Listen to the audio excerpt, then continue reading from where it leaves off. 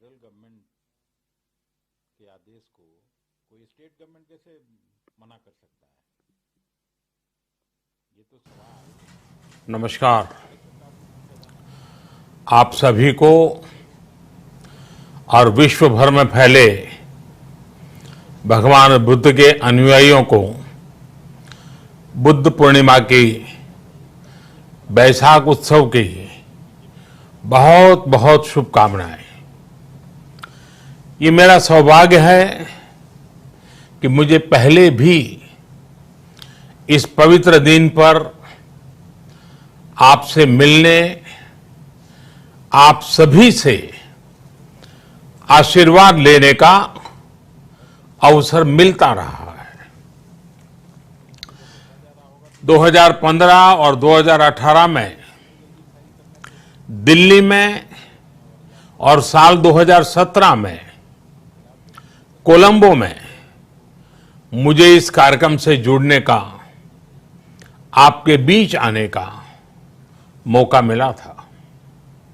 हाँ, इस बार परिस्थितियां ही कुछ और हैं, इसलिए आमने सामने आकर के आपसे मुलाकात नहीं हो पा रही है।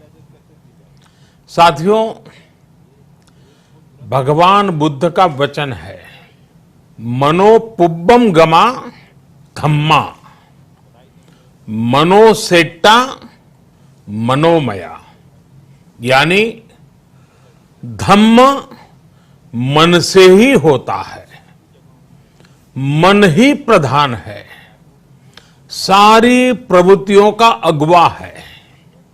इसलिए आपका और मेरा मन का जो जुड़ाव है, उसके कारण सशरीर उपस्थिति की कभी उतनी महसूस नहीं होती।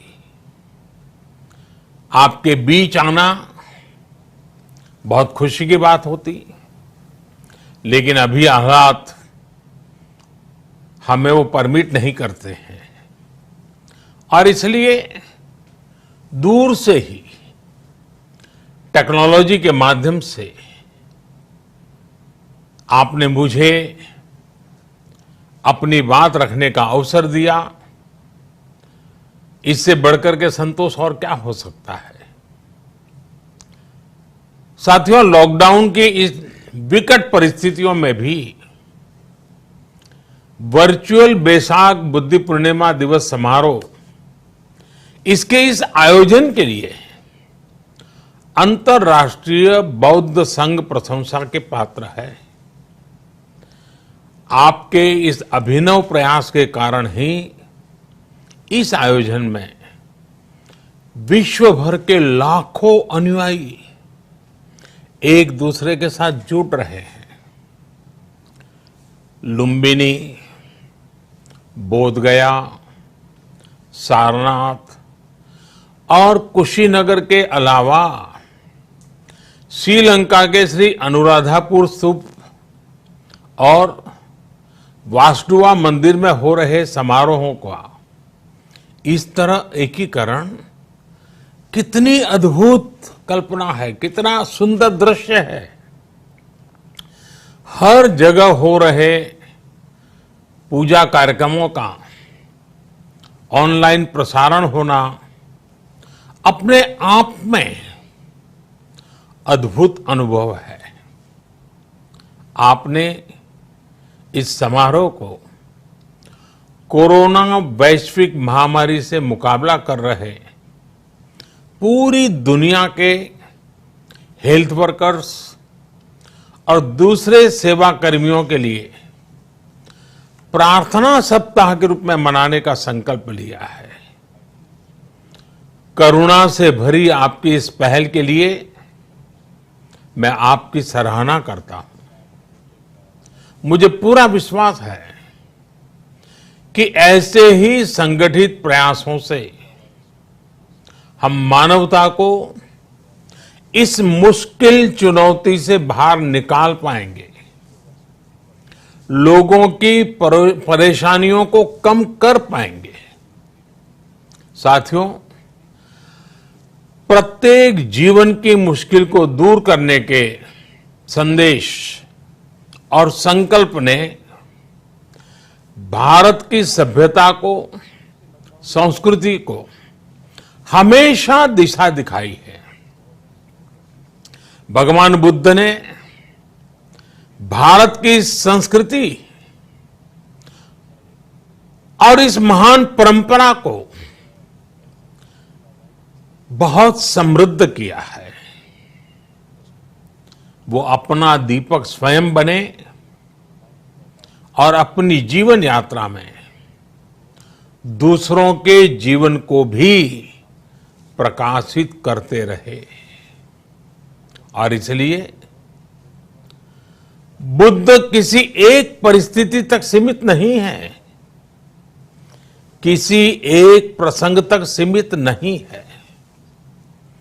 सिद्धार्थ के जन्म, सिद्धार्थ के गौतम होने से पहले और उसके बाद इतनी शताब्दियों में समय का चक्र अनेक स्थितियों, परिस्थितियों को समेटते हुए निरंतर चल रहा है। समय बदला, स्थिति बदली, समाज की व्यवस्थाएं बदली, लेकिन भगवान बुद्ध का संदेश हमारे जीवन में निरंतर प्रवाहमान रहा है। ये सिर्फ इसलिए संभव हो पाया है क्योंकि बुद्ध सिर्फ एक नाम नहीं है, बल्कि एक पवित्र विचार भी है। एक ऐसा विचार जो प्रत्येक मानव के हृदय में धड़कता है, मानवता का मार्गदर्शन करता है। बुद्ध त्याग और तपस्या की सीमा है। बुद्ध सेवा और समर्पण का पर्याय है। बुद्ध मजबूत इच्छा शक्ति से सामाजिक परिवर्तन की पराकाष्ठा है। बुद्ध वो है जो स्वयं को तपाकर, स्वयं को खपाकर, खुद को न्योछावर करके पूरी दुनिया में आनंद फैलाने के लिए समर्पित है।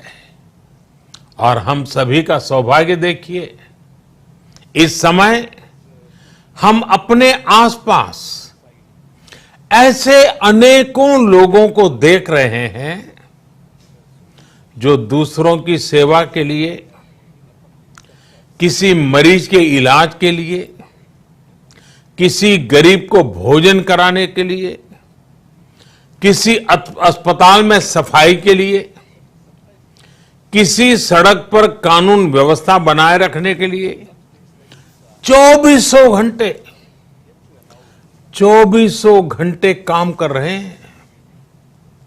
भारत में, भारत के बाहर ऐसा प्रत्येक व्यक्ति, विश्व के हर कोने में ऐसा प्रत्येक व्यक्ति अभिनंदन का पात्र है, नमन का पात्र है।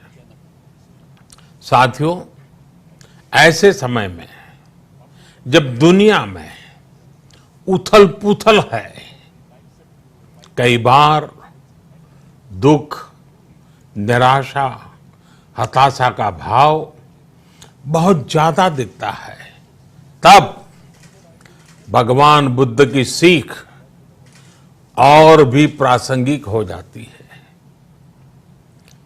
भगवान बुद्ध कहते थे कि मानव को निरंतर ये प्रयास करना चाहिए कि वो कठिन स्थितियों पर विजय प्राप्त करे, उनसे बाहर निकले। थक कर रुक जाना ये विकल्प नहीं हो सकता। आज हम सब भी एक कठिन परिस्थिति से निकलने के लिए निरंतर जुटे हुए हैं। साथ मिलकर काम कर रहे हैं। भगवान बुद्ध के बताए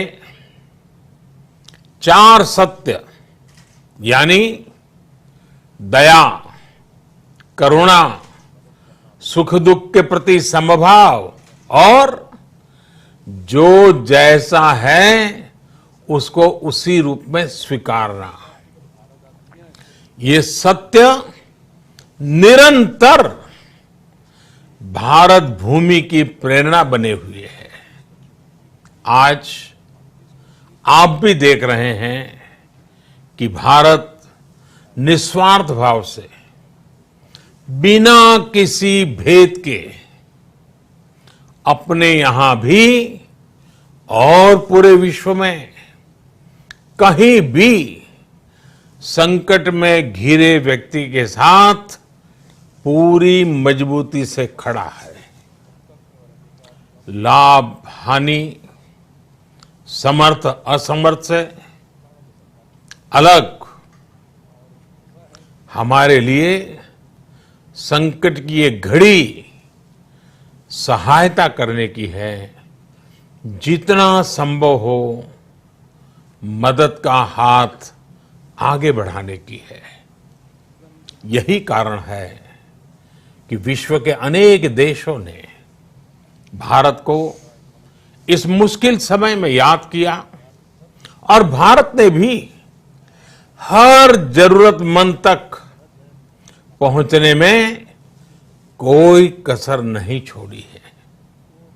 भारत आज प्रत्येक भारतवासी का जीवन बचाने के लिए हर संभव प्रयास तो कर ही रहा है, अपने वैश्विक दायित्वों का भी उतनी ही गंभीरता से पालन कर रहा है।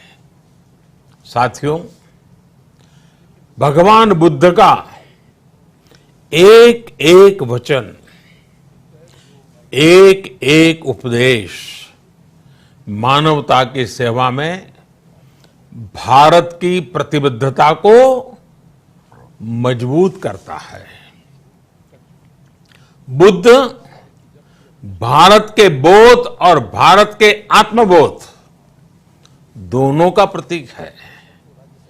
इसी आत्मबोध के साथ भारत निरंतर पूरी मानवता के लिए, पूरे विश्व के हित में काम कर रहा है और करता रहेगा।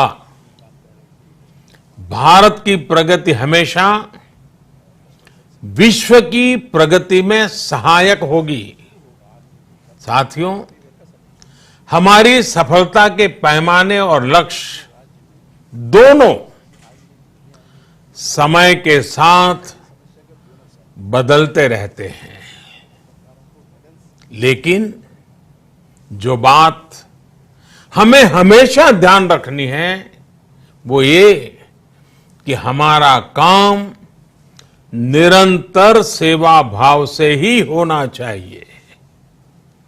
जब दूसरे के लिए करुणा हो, संवेदना हो और सेवा का भाव हो तो ये भावनाएं हमें इतना मजबूत कर देती हैं कि बड़ी से बड़ी चुनौती से आप पार पा सकते हैं। सुप्पबुद्धम पबुज्जन्ति सदा गौतम सावका, यानी जो दिन रात हर समय मानवता की सेवा में जुटे रहते हैं वही बुद्ध के सच्चे अनुयायी हैं। यही भाव हमारे जीवन को प्रकाशमान करता रहे, गतिमान करता रहे। इसी कामना के साथ आप सभी का बहुत बहुत आभार।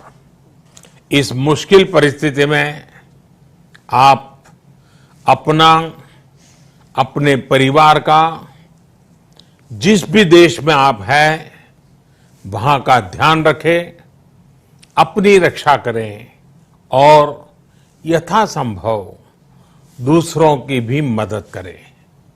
सबका स्वास्थ्य उत्तम रहे, इसी मंगल कामना के साथ मैं मेरी वाणी को विराम देता हूं। धन्यवाद।